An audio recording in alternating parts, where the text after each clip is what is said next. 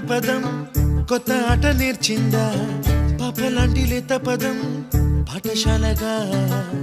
కూనలమ్మ జానపదం పల్లె దాటి వచ్చిందా